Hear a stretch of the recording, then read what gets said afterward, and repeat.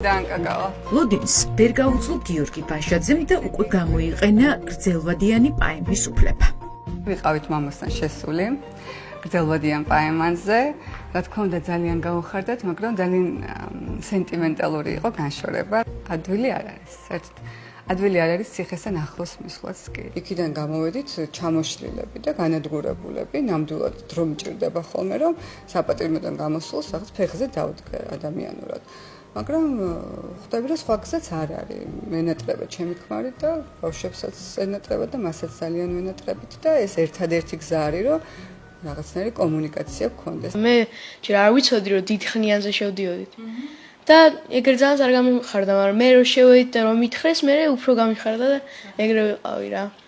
ცოტა გეგონება მოსწყინდა იქ ყოფნა, მაგრამ რა ვიცი, ცოტა ხასიათი არ ქონა ძალიან კარგად. ალბათ მარტო რო არის სულ და რაღაცა. ანუ თან ბევრი აქტივობაც არ აქვს ეხლა რომ რამე გააკეთოს. მე დაიწყო ლაპარაკი ჩემ ცეკვაზე, როგორ მიდის საქმეები, რადგან ტკიოდა ნეკნი და რა ქვია, მამა მითხრა როგორ არის შენ ხარ ტკივა ნეკნი და რაღაც ეგეთები.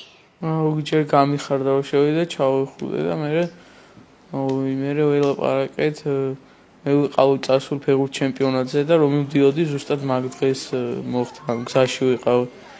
და დამირეკა მამა გზაში რომ ვიყავი და მითხრა რომ აი ესე უკვე ჯდებიო და რაღაცა და ცით არ ვსდი ისე რომ რაღაცნაირად ყველაფრისგან იზოლირებულად არ ვსდი. მინდა რომ ის სირთულეები, რასაც სხვა შვილებიც ხო გადიან, არა, რამდენი პატიმარი ყავს დღეს და თუნდაც ისინი ვინც შეიძლება იმსახურებდეს, ხო იმათაც ხო ყავს შვილები და მინდა რომ ამათაც იცოდნენ რა სან გვაქვს აქ და რა ფას ვიხდით ჩვენ.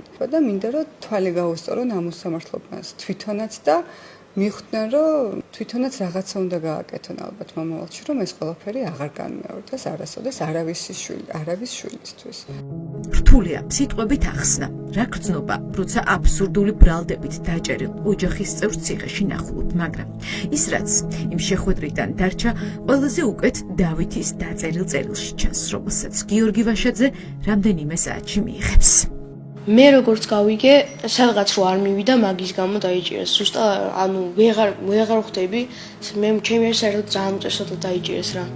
გიორგი ბაშაძე ნიკა მელიას მსგავსად რუსთავის ციხის ბოლო სართულზე იხდის სასჯელს, სადაც მაღალი ტემპერატურის გამო რთულია გაჩერება. დრო წიგნების კითხვაში გაყავს.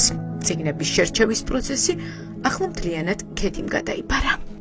წიგნებს თავიდან თვითონ თხოვდა და მე გადავწყვიტე რომ ის გამეგზავნა რაც მე მიყვარს და მე მიყვარს ხატული ლიტერატურა და ვაგროვებ ხოლმე ძალიან ჩემთვის საყვარელ წიგნებს ვაგროვებ და ვგზავნი ლანა ხოხობერიძეს რაც მაგონდება და როგორც მაგონდება და ამ წიგნში ქალბატონ ლანას აქვს აღწერილი ის ტკივილი რასაც ნიშნავს მშობელთან აი ესეთი უსამართლო განშორება.